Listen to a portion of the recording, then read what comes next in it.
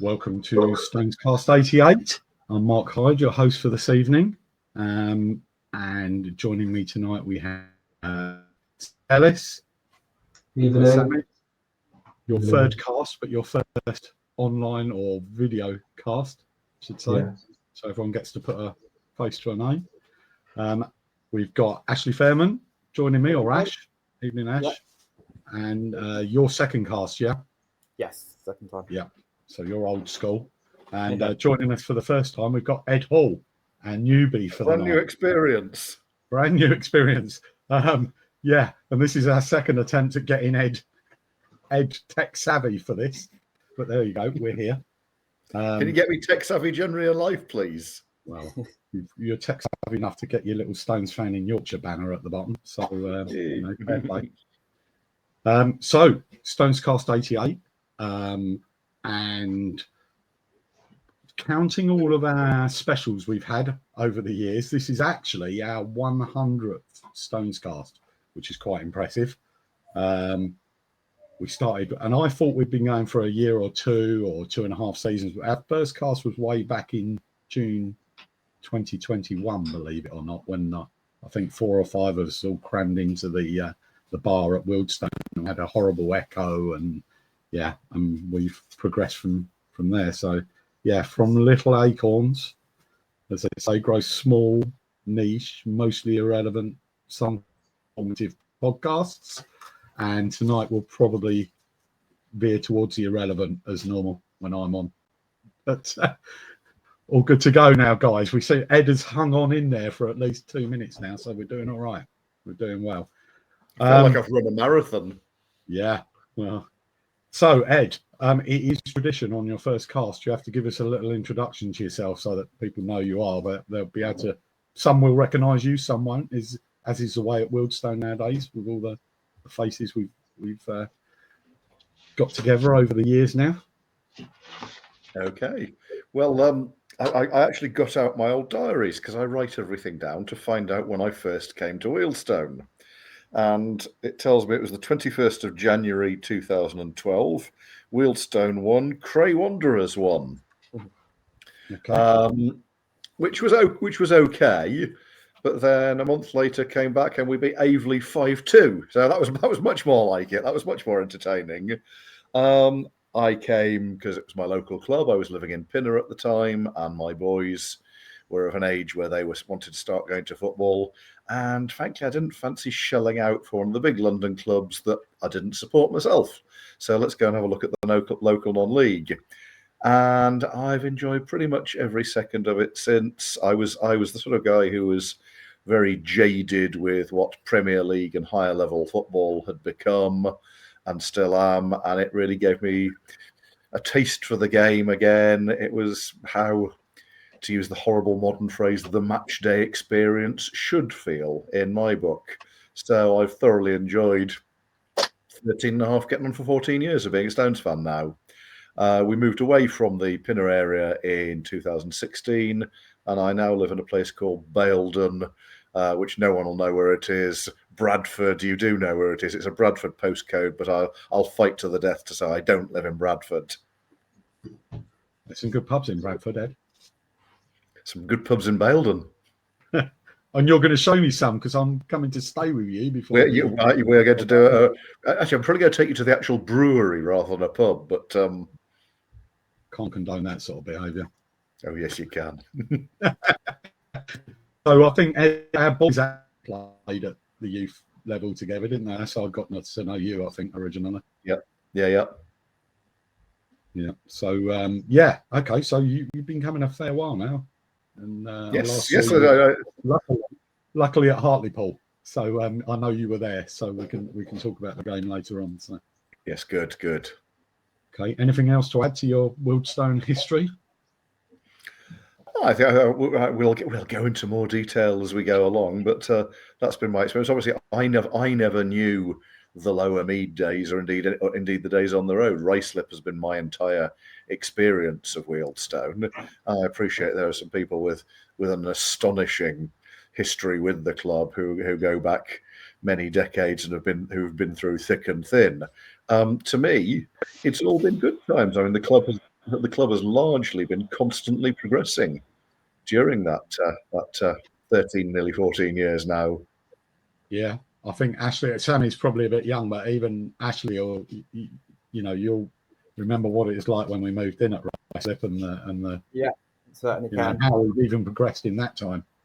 Yeah, I think it was hard to see the future there, wasn't it, when we first moved in? But yeah, I mean, what it is now compared to then is significant. in all shapes and forms, and Yeah. Sammy is the product of that. It's good to see younger fans at the ground, and because we were all getting a little bit old, and I know yours is a family thing, actually, isn't it? It goes back a long time. I mean, I've been going since probably 97, 98, I think. So yeah, but yeah, it goes back a long way with my dad, etc. yeah. Going back to Rice, I think it was Attic who did the walk around Ruislip. Were you there that day? So I remember being there that day when we walked. Yeah, I do remember that very well. But yeah, that pops up every now and then, and I think you've only got to watch that once to realise. Oh, yeah, it's an interesting watch, isn't it? It is, yeah. It resurfaced recently. I can't remember why, but yeah, it's a it's a great watch. Sammy, what was your first year? My first year was 2015. Okay. Gordon Bartlett was the manager. Yeah.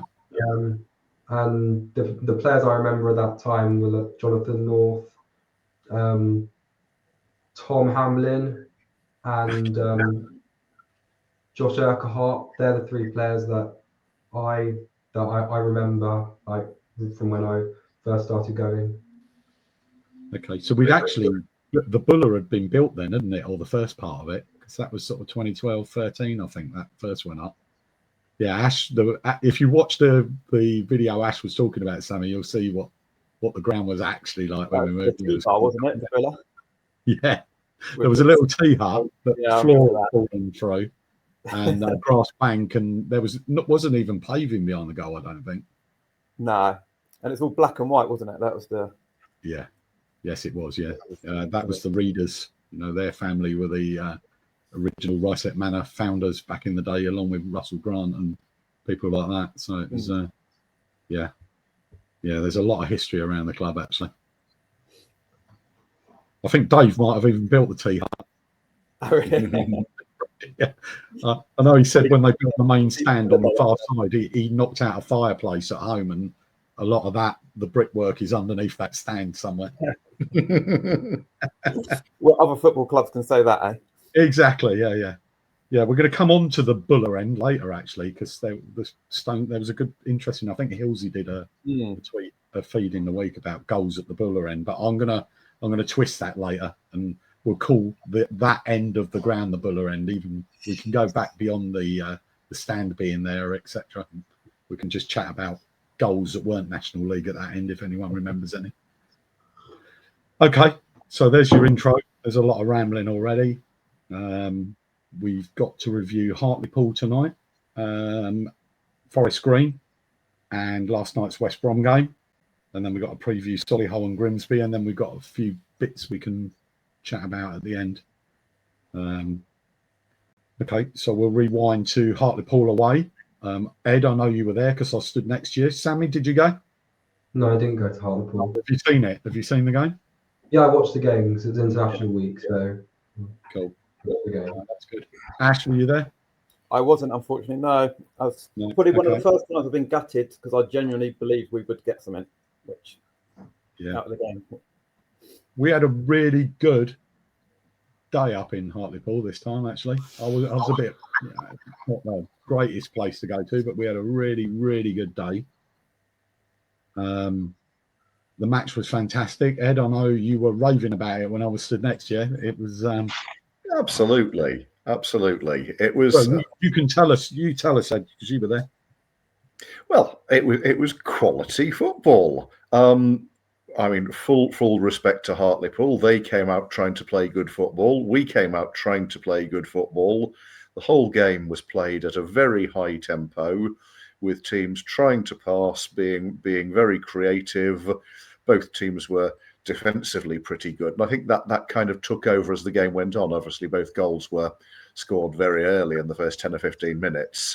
And the players got to know their direct opponents during the course of the game, but there was absolutely no shortage of action right to the end, and we had long spells when we were on top, which was delightful away from home, because that really doesn't happen very often against the belts.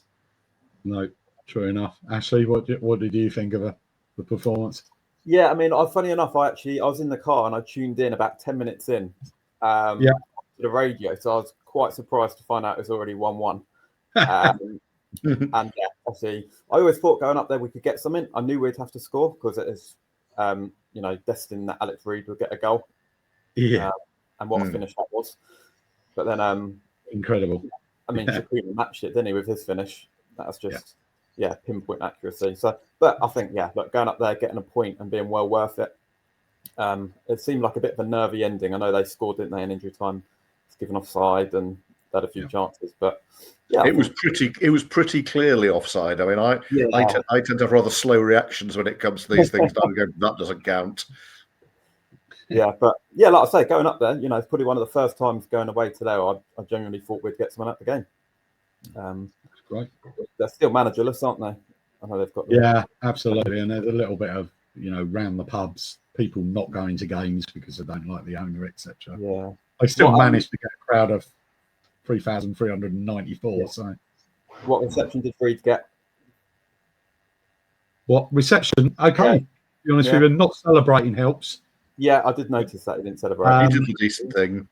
Yeah, he did. Well, he did get some abuse about 5 minutes after scoring when he went down in the box. 5, yes. But actually, watching it back, he probably had a bit of a shout. To be fair. What did you think, Sammy? Yeah.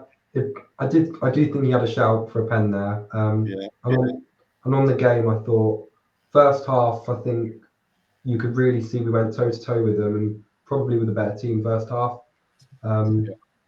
I think second half they probably had the better of it, but I think we were well worthy of a point. Yeah, my reaction when I left the ground was, I was raving to everybody that I'd been absolutely thoroughly entertained. I thought it was a fantastic game of football at, as Ed said, pace. We were talking during the game, Ed, and you did say early on, there's no way that we can play at this pace for 90 minutes. And I think probably around 55 minutes, the tempo dropped a bit, but that's understandable because I think it was quite sensational, actually. But it had also taken it out of Hartlepool, and it never got messy. That neither team resorted to clogging, resorted to long balls. They stayed true to their game plan, to their principles.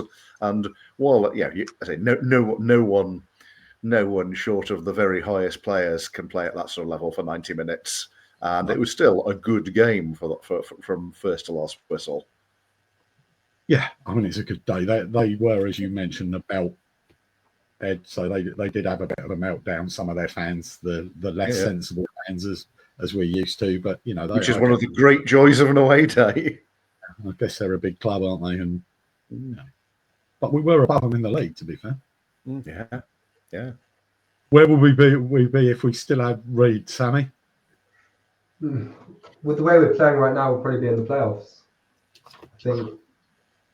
I think if you look up our games from this season, I think Boston away we probably should have won. And Morecambe away should have got a point from it. And I think we're 5 points off the playoffs. Is it now? Yeah. So if we converted more chances that we're creating, we could be doing even better. But it doesn't take away from how well we're doing. We're doing pretty well without a main striker. Well, not without a striker, but we're doing pretty well considering what we imagined would happen. Yeah, I know you were listening to it, up there, isn't he? Sorry, Obiero stepped up. Yeah, absolutely. Everybody stepped up. I mean, we'll come on to it, but there's not. We make substitutions. There's not a player on the bench that weakens the side when they come in. It's just great to see. No big. It's just real team spirit, isn't it? Yeah, very much so.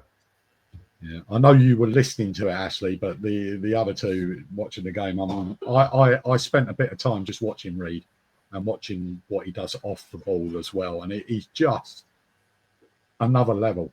He must be a nightmare to play against.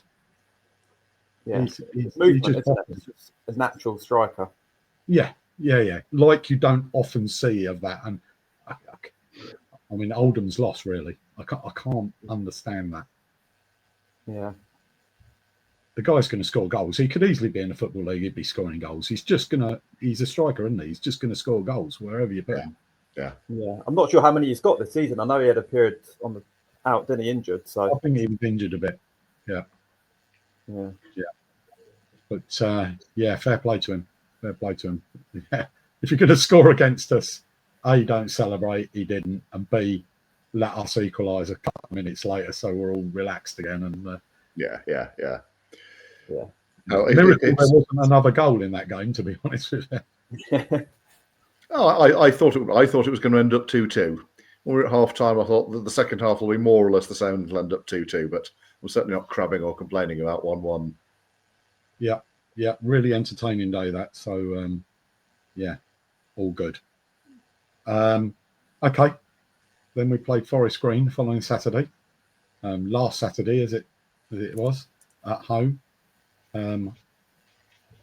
High flying Forest Green, should we say, with the pantomime villain that is Robbie Savage, which is all entertaining. We'll start with Sammy. You were there, yeah? Yeah, I was there. Yeah. What did you think today in the game?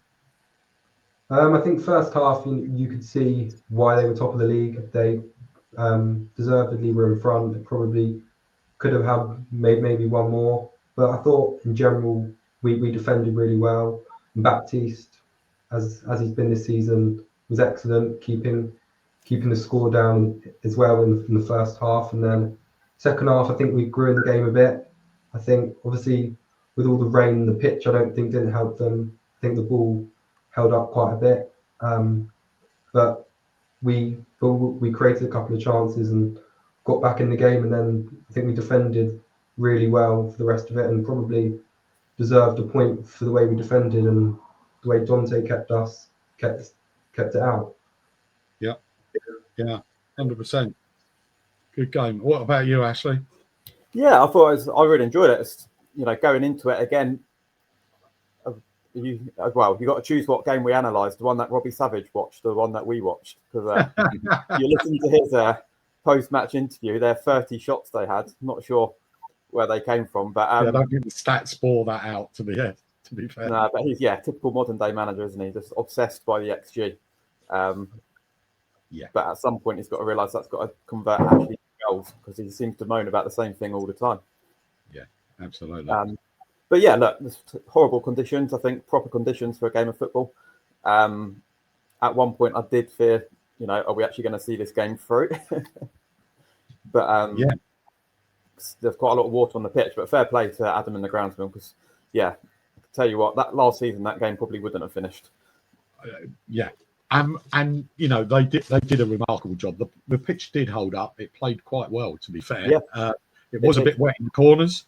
Yeah, it was, given another hour, possibly it would have been, although it did stop raining not long after the game, I think, but it was, truly horrendous. The only thing the game was missing, Ed, did you see the game at all?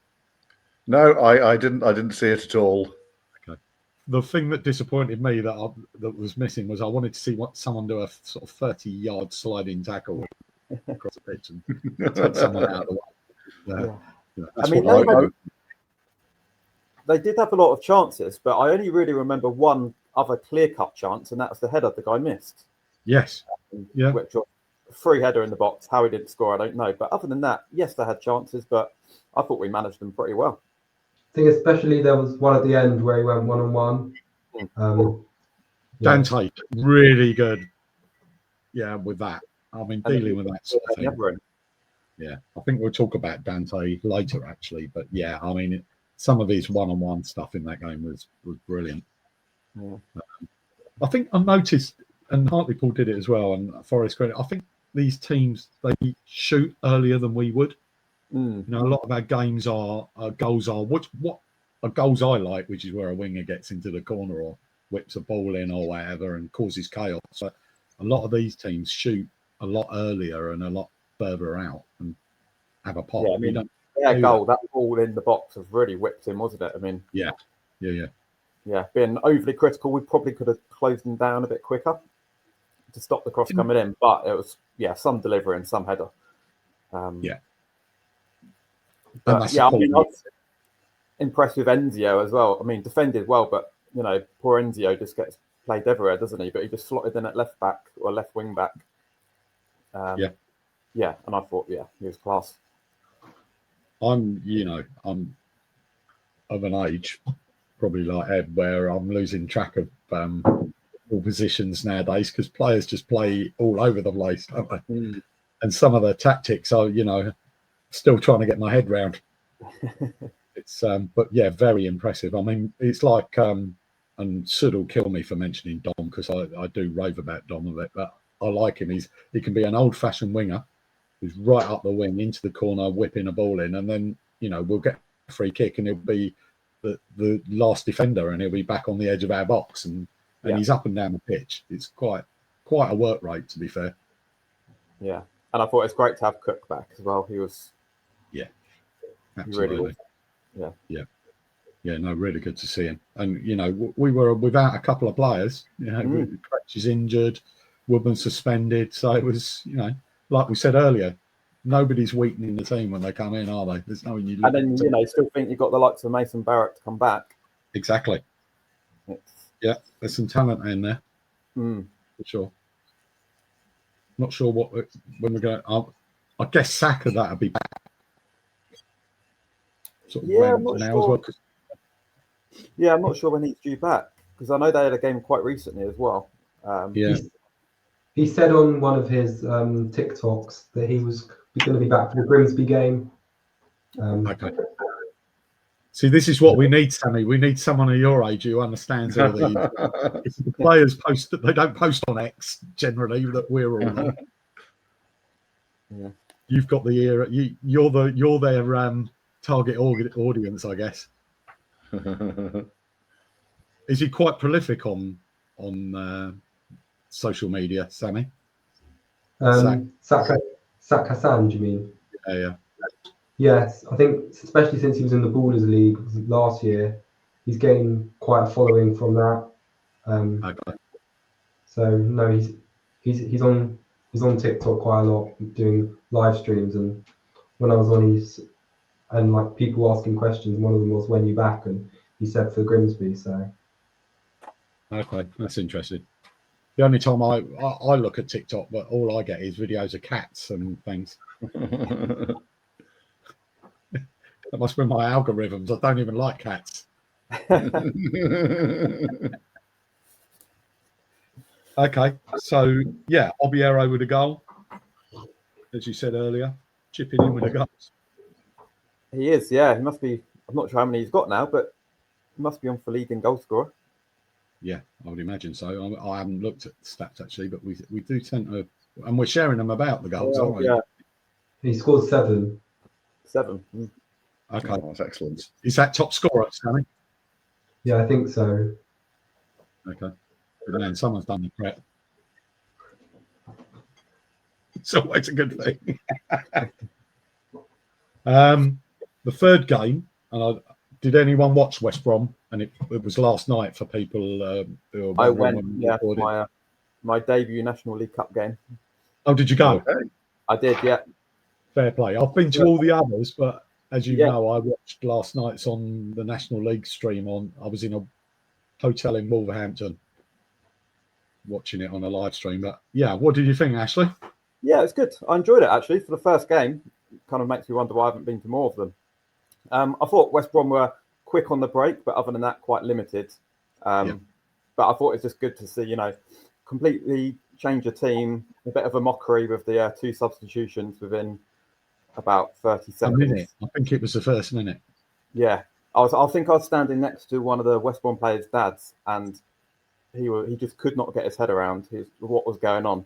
So I had to explain the rules and why they're making the subs. Because I can imagine if you've gone to that game not knowing, Yeah. You'd be puzzled, wouldn't you, why they're making 2 subs within a minute? Yeah. Sorry, for a dopey bloke who didn't watch it all, what did happen? Okay, so here's the thing. In the National League, there are very strict rules in this cup competition about not playing weak teams for the National League team. So you've got to play at least 4 players who started in the last match, and also some who would start the following week or conceivably start. So you can't play a weak team. So I think I'm right in saying Rochdale invented a whole new football tactic a couple of rounds ago, whereby you name a really strong side, and as soon as the ref blows the whistle, you substitute 2 of the players off. Okay. And we've not been doing that, but we did do it. I see. Yeah. So you can say we started with our first 11. Pretty much, you can do that, and take a couple of players off. So the first time I've known us do it. Yeah, I mean, Cox alluded to it into his interview, didn't he? That he didn't. I got an impression he didn't really want to do it. He didn't like the fact he done it, but based on numbers at the moment, it was the right thing to do. Yeah. So you edit. It probably blew a few people's minds in the ground who didn't quite because it's not a well-known rule, I guess. Unless you're looking at the rules of the competition. These things are all evolving. I mean, we now have the modern practice, for example, in tournament football, of sometimes a goalkeeper being substituted just for a penalty shootout. Back in our youth, that was completely unthinkable. Absolutely. Yeah, there's a whole, like I said, Ed, we're getting old, mate. We don't understand. But I think I'm with you, Ash. I've been to most of them over the 2 seasons. I think I've missed 2. And they're quite entertaining. They remind me of the old Capital League games because the crowds aren't big. A lot of them are families and friends, aren't they? And it's a good old-fashioned chat away and watch the football and I mean, a lot of our players who obviously not involved are sitting in the stand, and it actually makes you realise we've got a decent squad. Just looking at some of the players who weren't involved, and obviously 2 players as well, Petrie and Christy Davis, both made their debuts. They did. Both looked like they could offer something.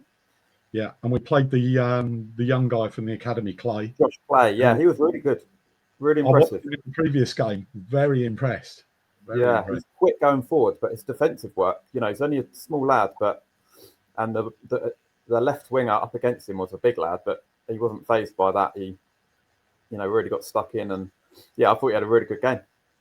Yeah, there's a certain thing, Ed and Sammy, if you've not seen these teams we play, there's definitely an under-21 style of football, and it's technical and it's passing, and it's sometimes they look a bit limited, but they're young. Forest team we lost to this season were actually probably the best of the lot I saw in this competition. But they beat Forest Green last night, didn't they? Yeah, they were decent. Have you ever watched? I have a couple of times. Have you ever watched American college football? What, as in throwing a football stuff? NFL.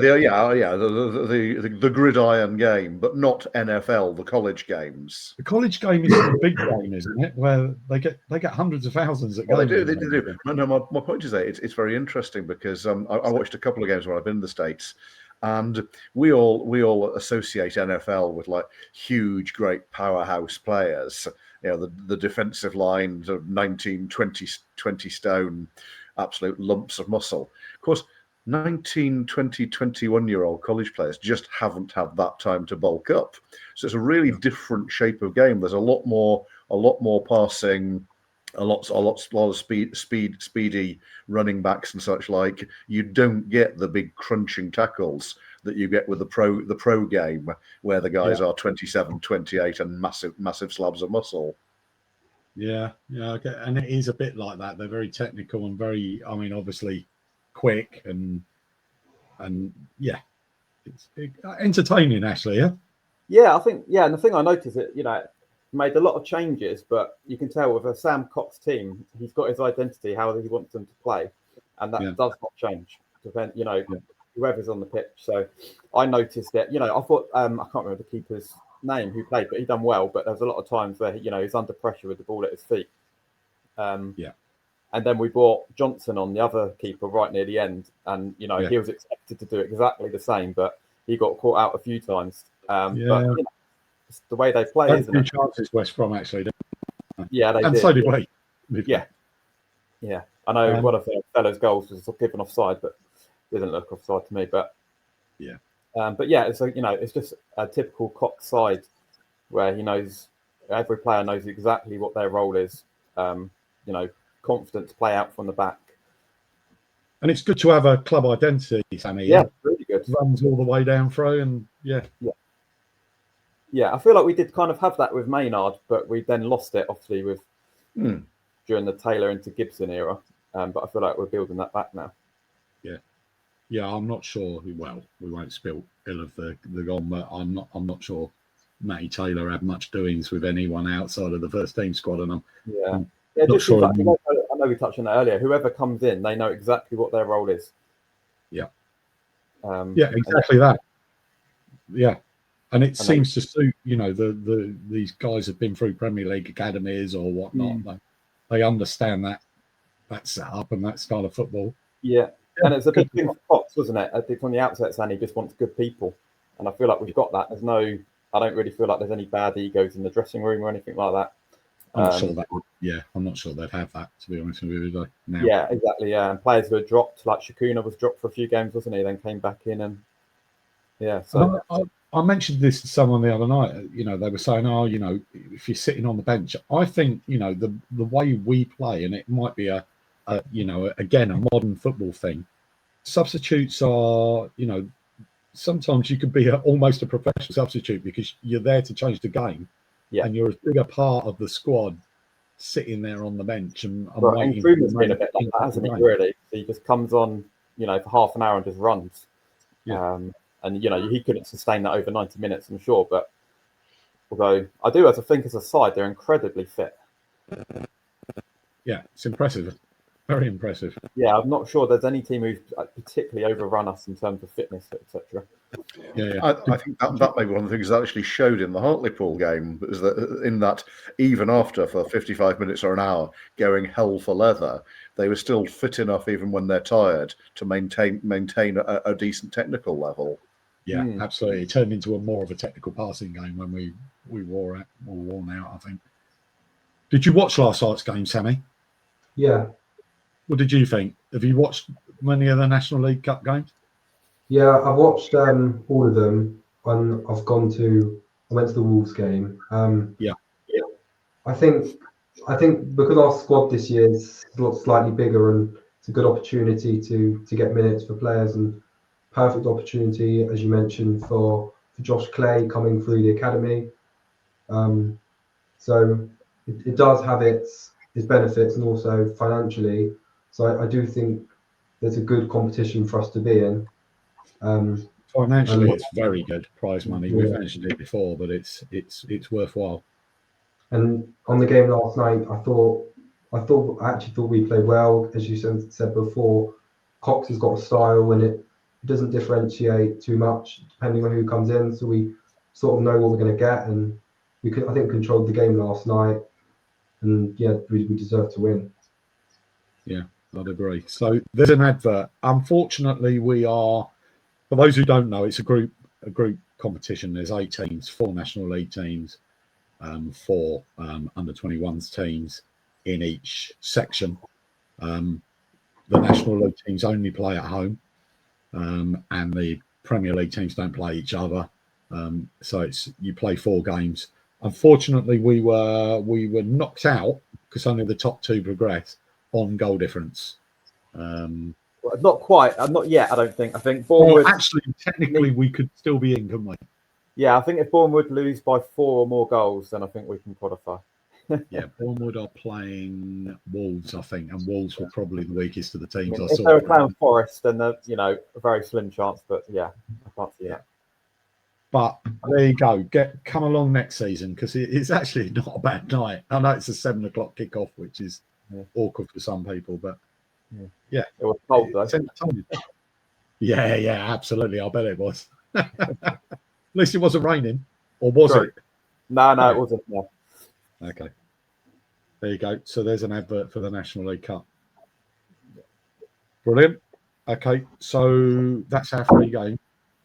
We've got to preview a couple now coming up this Saturday. And I should remind everybody who's listening that it's a 12:30 kickoff.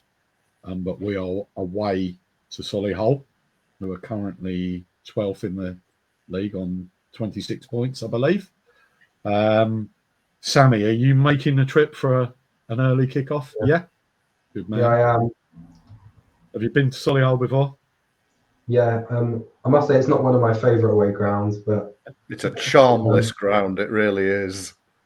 yeah, but no, I think it's another good opportunity for us to go there and get a result. I think we've mentioned before, but I think this year especially, we feel we've got a genuinely good chance of going there and getting, if not a draw, but a win. They've been in good form, Solihull, up until Saturday. I think they lost 3-0 to Halifax, but before then, they've been in good form, scoring goals, and they signed Joe Sabara back last week on loan from Doncaster, who was one of their best players. I think was it 2 years ago. So it'll be a difficult game, but there's no reason can't go there and win.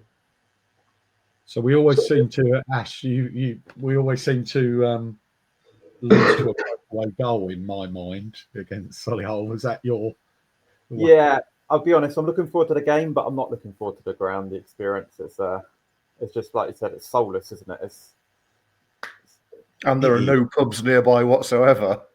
That's a very good point, Ed. Actually, yeah. Although there is one, and it's probably on social media, who are opening early for our fans, somewhere up their way. But yeah, it's not the greatest. In the town centre, presumably.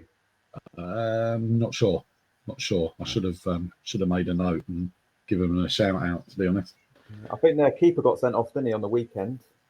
So he'll probably be suspended. So probably means good old Laurie Walker will be in goal. Hey, he's always up for a good laugh. Yeah, I love a bit of keeper banter. I don't stand with the Buller, so I don't. Do we give the keeper a lot of stick from the Buller, you guys? Yeah, they get their fair share. Yeah, always used to be a thing. Yeah, I'm not sure it's quite as bad as it used to be. We were talking about it the other week, and we were reminiscing, and there was I think it was at Limeade. I'm fairly sure it was at Limeade. We were playing Enfield back in the glory days of the Enfield games when they really were something else. And if anyone remembers, their keeper was Jacobs, and we used to give him grief, as we were proper kids, and we were, your crackers, Jacobs, or so whatever. But I remember we were giving him some grief, and it was a horrible day. And he, at half time, the whistle went. He raked his foot through the mud, and just spattered us in mud as it went off. He'd probably get a 9-match ban for doing that now. Yeah, absolutely. These censorious times. Yeah. Would you just excuse me one moment, please? I'll be back very shortly. Okay. Ed's gone for a comfort break, or he was doing his dinner. The thing about Solihull, though, you can say they always have a good pitch. Absolutely immaculate, isn't it?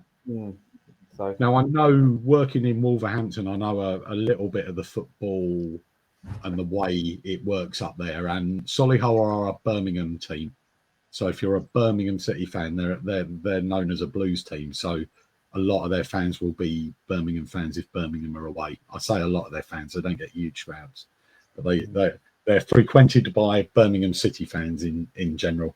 That's the way it works there. And I'm not sure, do the Birmingham ladies or someone play on their pitch, because it is, as you say, immaculate normally. Yeah, it's always been a good pitch. Yeah. And good burgers as well. I think we've mentioned on here before, but they're burgers. I'm not sure what our record is on a 12:30 kickoff. Not done my research on that. But. No. Yeah, 12:30 kickoff. So what do we think? I personally, we've been getting points out of games we would have lost last season. I think we can get something there. What do you think, Ed? Very much so. Very much so. And I think that resilience is something surprising, and I think we've got to put it down to Sam Cox. Going down to the style of play that we were talking about, there is very definitely his management style, his tactical style about the team now. It's good, and I don't think any of us particularly expected it at the start of the year. He's proving to be, everyone liked the guy, but he's actually proving to be a better manager than I think we've given him credit for. And while there's still the heartbreaking tendency to concede an early goal, which seems to be ingrained in Wealdstone DNA for years now, there is more resilience. I don't know enough about football coaching to know where that comes from, but again, harking back to a topic we were on 5 minutes ago, people knowing their job and being sure of their job might be part of it. And fighting for your teammates, I think, is a big part as well. Yeah, Sammy, fighting for your place at the moment. Sorry, they're all fighting for their place at the moment as well. Yes, absolutely. Yeah, and that's great. And this is why I was very heartbroken to lose at Morecambe, because we had all the momentum there.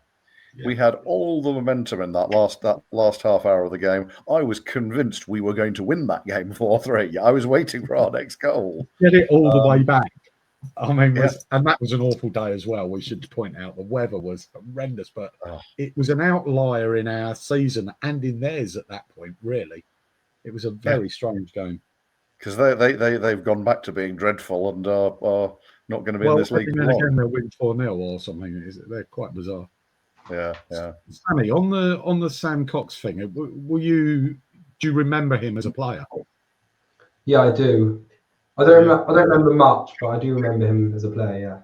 So Sam's always been a really likable guy, and I think people around, and even as a player, he would be in the bar, and he's just a nice guy who will have a chat, very friendly. I'm totally hands up. When we named him as manager, I thought we'd thrown the towel in on this season. I really did. I was absolutely one of the doom merchants on our Twitter feed, but incredible. Absolutely. I've walked out of Forest Green and Hartlepool. Absolutely incredible what I've seen. Some of the best football I think I've ever seen from a Wealdstone side. Yeah, and I think we spoke about it on the last cast. Why wouldn't you want to play for him? Yeah. The way he kind of rallies around at the end, his team talks. He's just an infectious character, isn't he? It's very, he's young. It's unusual for us. Our managers, Gordon and Leo, when they'd had their tenure, they brought in Mickey because he was young and he could actually talk to the young players. Sam is a footballer who they respect, and he's closer to their age than we are, that's for sure, or most of our managers have been. And that's got to be a thing, I would imagine, isn't it? Yeah, I thought he was pretty unlucky not to get the permanent job after his first caretaker spell. I wanted him to get the job, but the club took a different route. I thought he got the players playing for him. It was 6 games at the end of that season, a couple of seasons ago, and did save us from relegation. I thought he'd put in a decent application for the job there.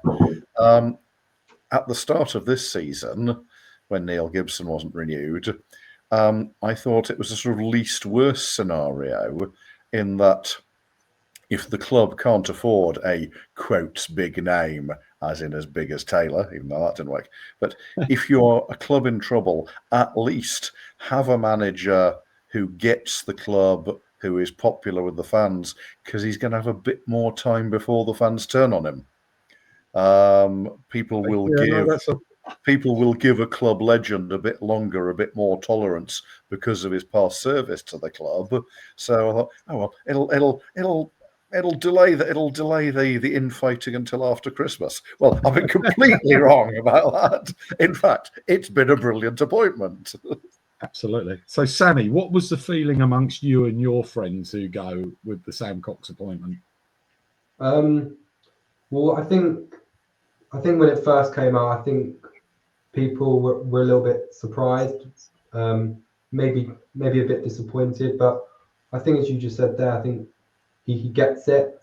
I think I agree he was unlucky not to get it first time round. When I think we won 4 out of 6 games to keep us up.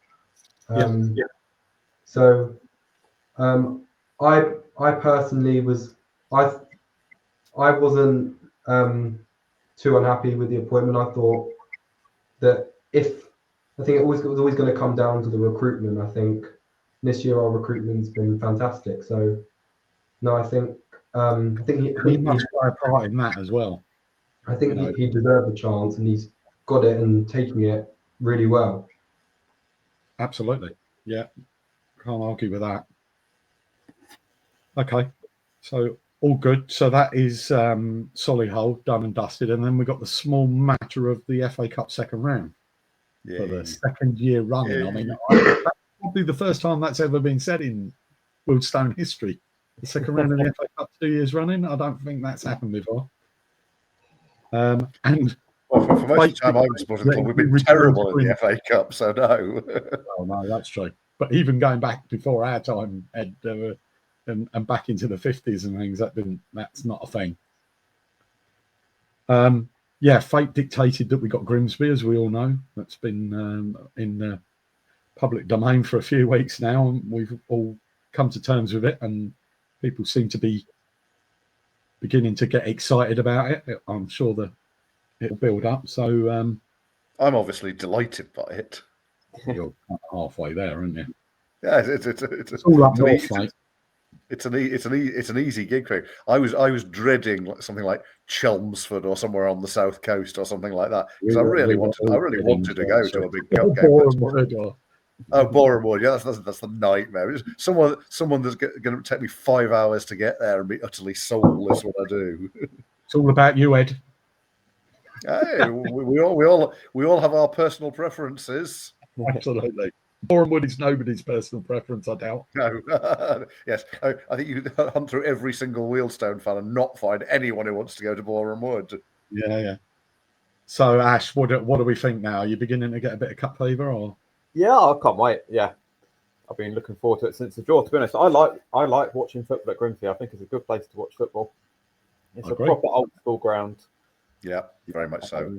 It's a good end for atmosphere, etc. So yeah, no, I'm really looking forward to it. And why not? Why can't we get something out of it? Well, this is a club we've got a good head-to-head record against. Well, we have got a good record against them.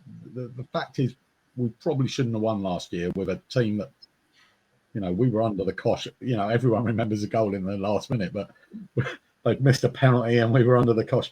We'll probably give them a good game this time, and that might be to our detriment. The fact that we're a better team this year. Yeah, and that might not work out so well. Playing football. They're playing tomorrow night, and then they're not playing again till our game. So, okay, they've got a longer recovery period if we want to give them any excuses. They need that, obviously. What about you, Sammy? Cup fever? Yeah, really looking forward to it. I think when it first came out, I think like many, I think it was a little bit disappointing, but I think the more time since, I think the excitement of just being in the second round, and we won there last year, and so you never know. We could hopefully do it again. Yeah, and I think we took, I'm not sure how many we took last year, but there was a good atmosphere because it's an old football ground, as Ash said, and it's a proper end.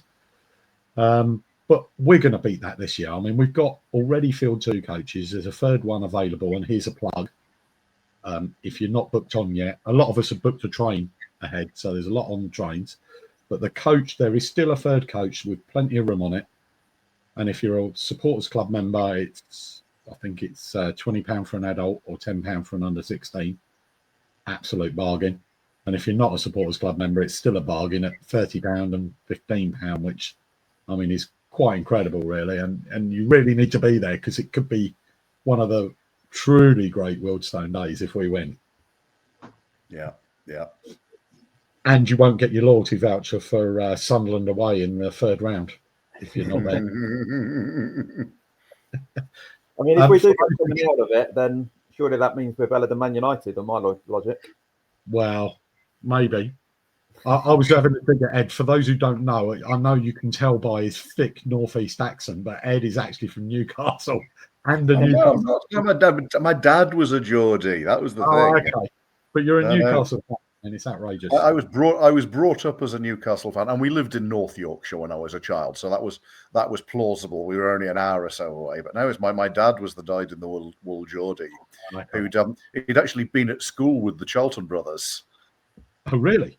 Yeah, Wow. he went to the same primary school time. as the Charlton brothers, but Okay. but basically they were 2 years apart, and my dad was the year in between, so they weren't actually his best mates or anything. He played playground football with them, but they weren't sadly his best mates. That's a school team you want, isn't it? God, yeah. There you go. So yeah, I mean, it's going to be a great day, and that whatever we're going to really make a show, and if we can get a really decent, loud crowd behind us up there, anything's possible. I can't even dream. The third round would be just incredible, wouldn't it? Yeah, we're due our time, surely. At some point, we've got to have. I mean, you've had Bournemouth at Everton and things. I mean, we are due one of them, aren't we? Also, if we got it, and this is the pragmatic, hard-hearted side of me here, surely we'd get some TV money. Surely we'd be on TV. You'd like to think so, but either you play one of them big clubs, you're going to get the half the gate receipts anyway, aren't you? So yeah. Obviously, I'd be quite happy with Leeds United away as well. Listen, mate, I wouldn't argue with that either. Like anyone before and would, and I reckon. Yes. Yeah. So, yeah, it's a bit in the distance, and we don't really know. They're 9th in League Two. They've done really well since they got promoted. By no stretch, we're all chalking this down as a win already. We're getting the cast fever going here, but. It would be what a wonderful thing to not be scared, though. What a wonderful thing to say, oh, we're going to go and lose 6, not to be saying we're going to go and lose 6-0. I was more nervous about that year, I think. How nice that we've got that confidence in the club at the moment. Yeah, absolutely. Oh, well, we'll see how that goes then. So we're all got that down as a win, yeah? Shame there aren't any replays anymore. Yeah. We'll talk just a straight win, Ed. We don't want replays. Absolutely. If a replay would be at Wilson, then I'd have to do a programme. So we definitely. But what content? Yeah. What stories? Right, so we've whipped through those. We're doing well. We're coming up 55 minutes, so we're doing well. Something I did want to return to, and it was mentioned earlier by Sammy, I think. I wanted to just have a quick chat about Dante, because Dante came up in conversation a few casts back. I wasn't on it, and he was getting all sorts of stick. I think it was probably after the Southend game and the calamity goal. Sammy, tell me what you think of Dante now. So it was last year against Boston. I remember he came in. I don't think anyone was expecting him to come in. Yeah. He played the rest of the season, did really well. I think he earned his opportunity this season. I think first few games, I think when we were playing around the back and we weren't quite used to it, it was a bit, we were giving ourselves problems at the back. But I think as the season's gone on, I think he's just got better and better, and his 1v1 saving, as we mentioned, amazing. And I don't think that we could have a better keeper. I think he's been really good since he's come in and deserves his chance. Yep. What are your feelings, Ash? Have your feelings changed, or? Yeah, no, I think he deserved his chance at the beginning of the season. I do think he had a nervy start, but that was more probably to do with the way we were playing. And probably mainly with the ball at his feet more than anything else. Yeah. And I think, look, in a Cox team, you need to be confident with the ball at your feet, don't you, as a goalkeeper? Because you effectively play as an outfield player quite a lot, playing out from the back. Exactly that. But I think, he's obviously learnt the style, and I feel like, I know Woodman did this the last couple of games, but I think between them all, they're really understanding how Cox wants them to play out from the back. And I think he's brilliant. So one-on-one, I'd back him every day. Quite incredible the amount of one-on-ones. He's very quick out. I mean, he has things that aren't in his armory, but then we're not going to get a complete keeper at this level. We're used to having loans, aren't we? Loan keepers. So it's quite nice to have. Yeah, and it's really good to settle keeper. 3 years now, I think. 3 or 4 years he's been with us. He's only sort of 23-ish. I think he was in the same Watford youth team. I think they got to the FA Cup Youth Cup semi-final. Semi-final, yeah. One of my boys' friends played in the same team with them, and Ante and Dom were in that. Yeah, so they've known each other well. But because I think we sent him out on loan, didn't we, to Hendon or somewhere like that, and then he went to Bracknell, I think, for a month. I think it was Potterswell. I think. Yeah. So, but what Cox says about him, he seems like a very decent guy as well, very down to earth. Works incredibly hard. So I think it's well worth his place at the moment. Yeah. Are you a keeper watcher, Ed? Very much so. Very much so. Yeah. And expanding on the point actually made now that this is our first, as it were, our first own keeper since Jonathan North. We've had some excellent loan keepers, and we've known that all of them will be going back to their parent club end of April, start of May. Absolutely. This is the first time we've got a homegrown, which reduces uncertainty in the squad. All keepers. There isn't a keeper on the planet who won't make the occasional howler. I seem to remember George Wickens being beaten at his near post on debut and thinking, "Oh God, what have we got here?" I remember that. Yeah, and that was a worrying After moment. 6 or 7 minutes on debut, oh God, this is a waste of time then. And he obviously turned out to be a superb keeper. So I'm really happy to have someone who, again, is properly part of the club playing in goal. Rather like Jonathan North. He's not the biggest keeper you'll ever see. Probably won't go any higher. But he's a proper athlete. He's got tremendously quick reactions, and again, he knows his place. Knows his place in the team. He obviously reads the game very well. He's out quick for those, at people's feet. He's very good at that. Yeah, it's all. We didn't mention earlier. Actually, we're talking about keepers, but Harry Isted was in goal for Forest Green on Saturday. It's good to see him. I thought he might have progressed on. Yeah, but I guess Forest Green is no mean shakes. He was playing at Barnsley or something. He was, and we met some Barnsley fans at an away game a couple of seasons ago somewhere. And they were raving about him. Really impressed with him. But that's similar to Jed Ward as well. He got his place at Bristol Rovers and was doing very well. He's dropped back there. Yeah. Strange, but good keeper. Good to see him. And I know his dad was there. His dad's quite prolific big Leeds fan, quite prolific on Twitter. Yeah, all good. So fair play to Dante. He's I don't think anyone's got a problem with him now. No, and the fans are properly behind him. I think too, which is really nice to see. Yeah, it's great. What else have we got to talk about? I wanted to plug the non-league Bible awards, which this cast has been nominated as for the Podcast of the Year award, and shamelessly, the program has been nominated for Program of the Year as well.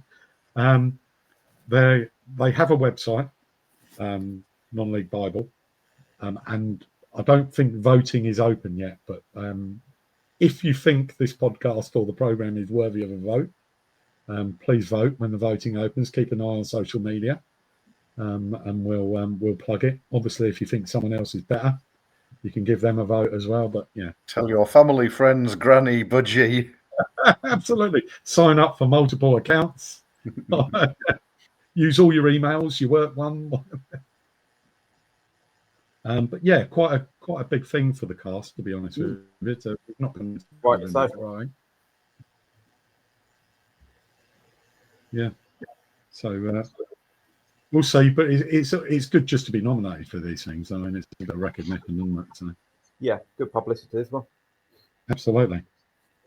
What else did I have for you guys? I wanted to chat to tonight. I'm going to name check Hilsey. I think it was Hilsey. He ran on our StonesCast X feed during the week. He ran a little rundown of the great National League goals at the Buller end, which I think culminated in the top three being the 3 first half goals against Halifax at the end of last season, that rampage, which I think we all enjoyed. But bizarrely, we still weren't safe because we're banging in goals, but we're reliant on elsewhere. But quite a moment. Number 2 was the Dorking second half, which again was absolute carnage. And yeah, great, absolutely great scenes. I'm sure we all remember those. And number 1 was, unsurprisingly, Charlie Barker's 99th minute winner against Barnet, which many have down as the great limbs. Well, I assume, Sammy, were you in the Buller for that? Yeah, it was amazing. Yeah, we were over in the Brian Collins. It looked like absolute carnage behind the goal. But it's one of those great things. But there was a bit of banter on the feed amongst us about, better goals or other goals we remember. And then, it got muddied with it had to be National League and sort of we binned that off. And then it had to be at the Buller end, which the Buller was only built in 2012. So we binned that off. Any goal at that end of the ground at any time became the metric. I don't know if anyone's got any one they want to chuck into that. I'm going to take a generic type. I used to love a Sean Cronin penalty. Okay. Yeah, we'll take that. And there must have been a few at that end. Yeah. People believed in him. Yeah, he popped down for a game the other week. We had a game of darts in the hall and things, so he still keeps a close eye on us when he's not playing. He's still playing in the Welsh Prem. Yeah, lovely fella. Yeah. Anything stand out for you, Ashley, over the years?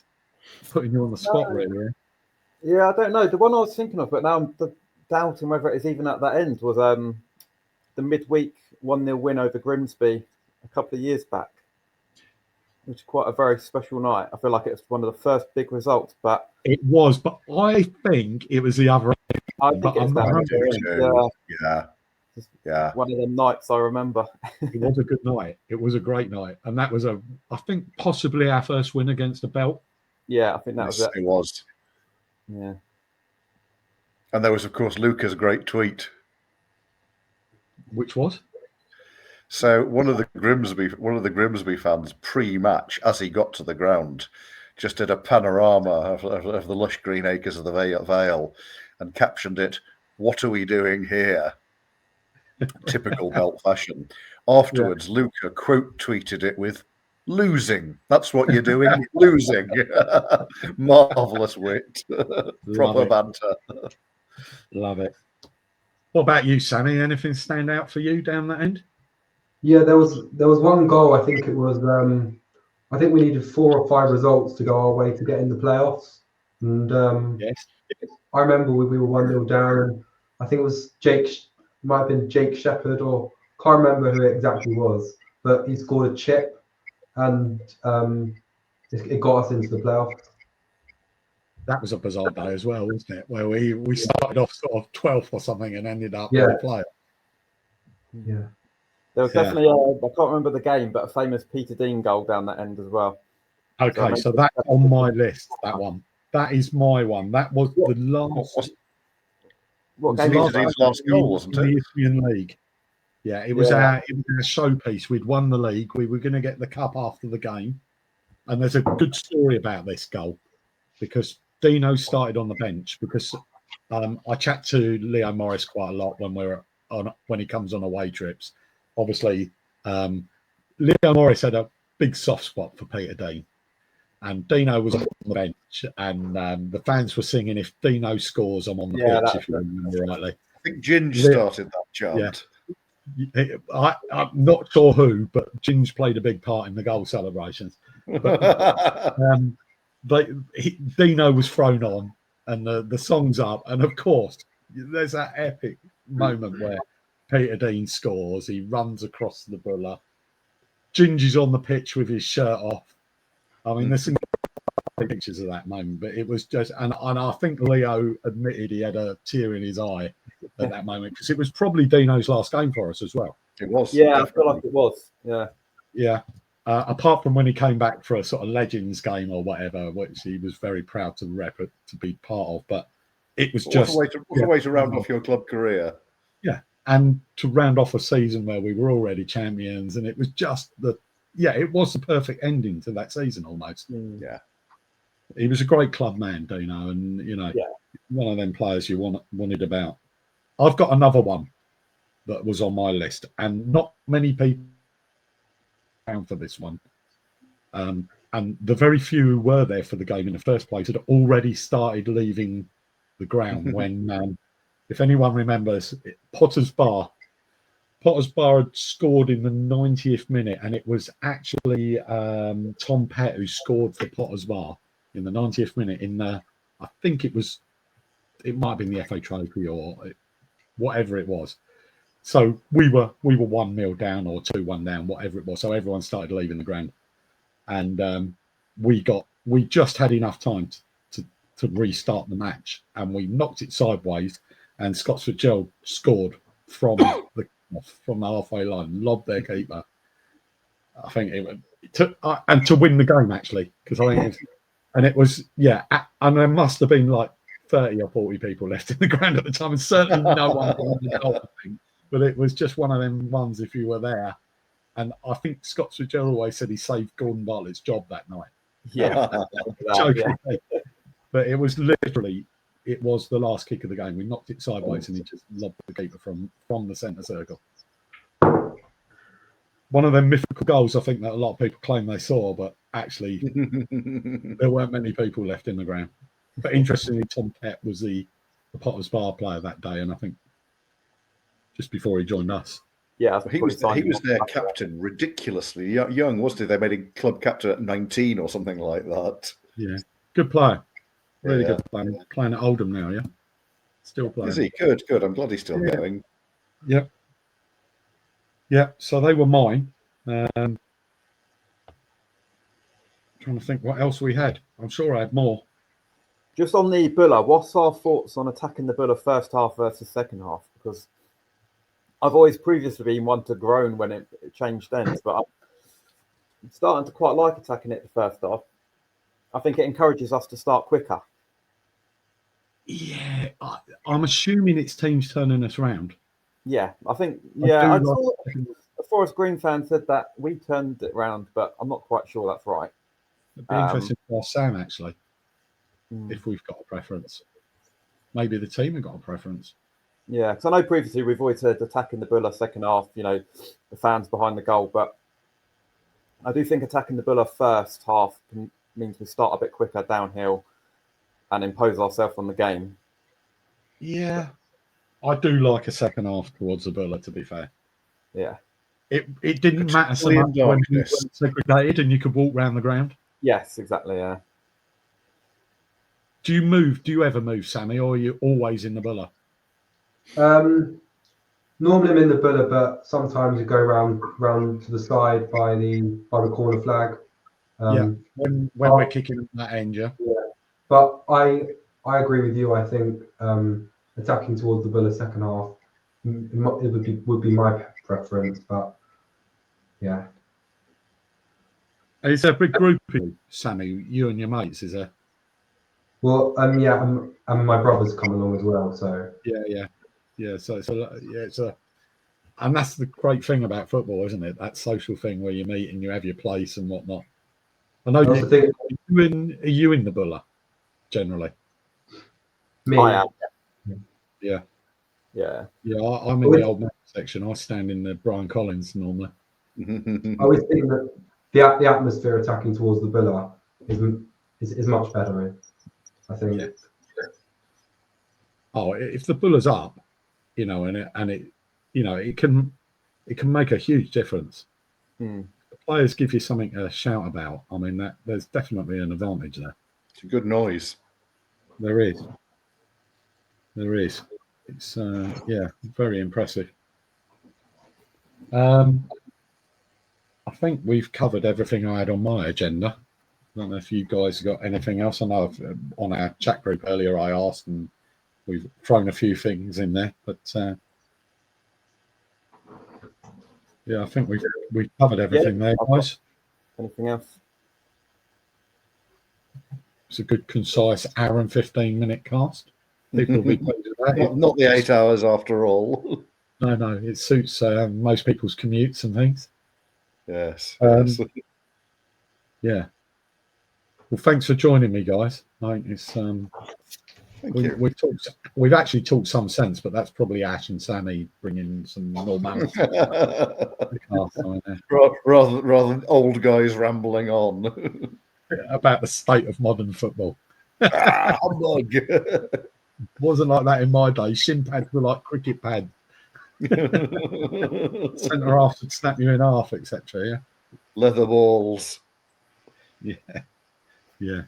So all good. What I would say is when this comes out, if you can share our tweets on social media or like our YouTube page or whatever you have to do with these things, it all helps our rankings, etc. So don't just like things, repost them. I'm talking to the wider audience, not just the guys on the panel here. It's not like I'm lecturing Ash and Sammy here, but yeah, that's how social media works, evidently. It's like a pyramid scheme. Yeah. If a lot of people with horse racing profiles in the north of England retweet it, you'll know why. Exactly. Yeah, you've got multiple X accounts, Ed. I've noticed over the years. Took me a while to work out a few of them are you, to be fair. I'm down to only 2 now. I did have 4 at one stage, but I'm down to only 2 now. Just through forgetting passwords, basically. That's a sign of old age as well. Yeah. Right, gents, thank you again. Thanks to everyone for listening. Thanks to Roll Feast, who I forgot to mention at the beginning. Roll Feast make this all possible with their sponsorships. So thank you all. And up the Stones. Up the Stones. We're in a good place, up the Stones.